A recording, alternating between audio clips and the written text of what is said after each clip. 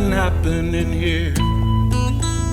What it is ain't exactly. So everyone probably knows by now that all 10 living former Secretaries of Defense have issued a joint statement, which is really quite remarkable. This is Ashton Carter, Dick Cheney, William Cohen, Mark Esper, Robert Gates, Chuck Hagel, James Mattis, Leon Panetta, William Perry, and Donald Rumsfeld. These are Secretaries of Defense, many of them lifetime military personnel, generals and the like, who have served both parties and have divergent views. But they all came together on this one to make this one statement, which is really quite remarkable and historic. I'll read you the statement very quick, and then I'm going to give you some comments on it.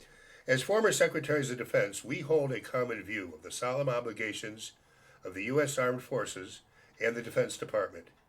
Each of us swore an oath to support and defend the Constitution against all enemies, foreign and domestic. We did not swear it to an individual or to a party. American elections and the peaceful transfers of power that result are hallmarks of our democracy.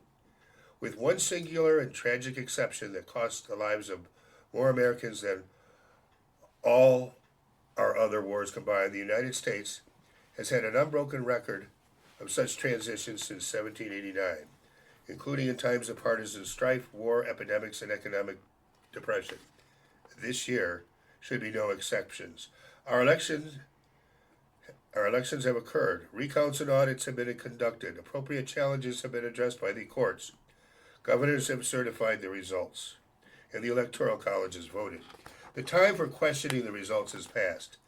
The time for formal counting of the Electoral College votes as prescribed in the Constitution and statutes has arrived.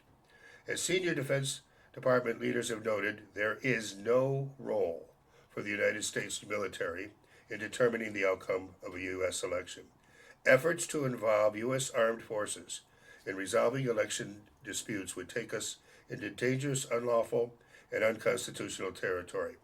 Civilian and military officials who direct or carry out such measures would be accountable, including potentially facing criminal penalties for the grave consequences of their action on our republic.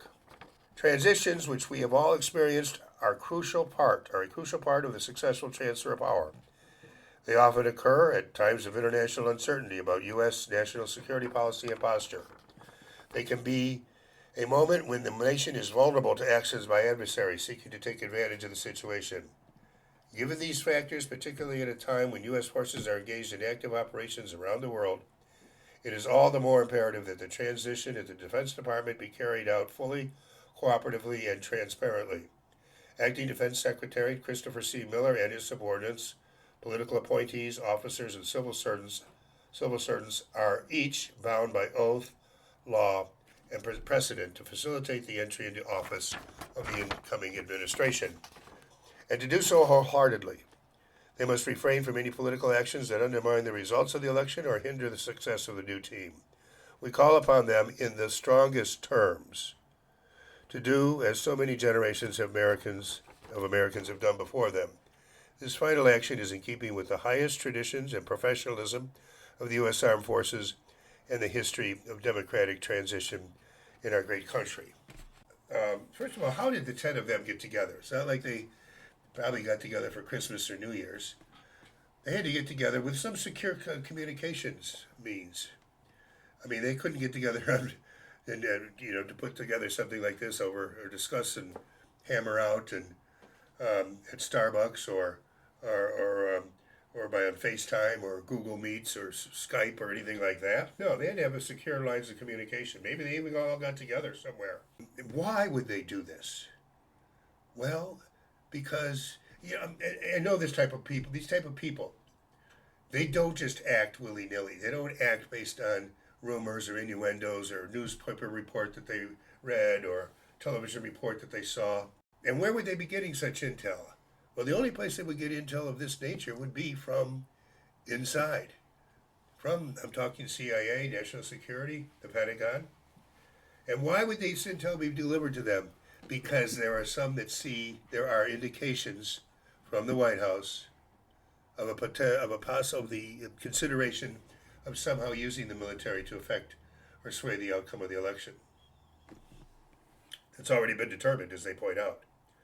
So this didn't just happen by chance. This didn't just happen because these former secretaries of defense all been watching the news and happened to call each other on the phone and say, "Hey, do you see what This happened because there's an imminent threat, and the oath of office that these gentlemen refer to is an oath of office prescribed by the Constitution, and it's an oath of office that is for life. It's not the oath of office doesn't.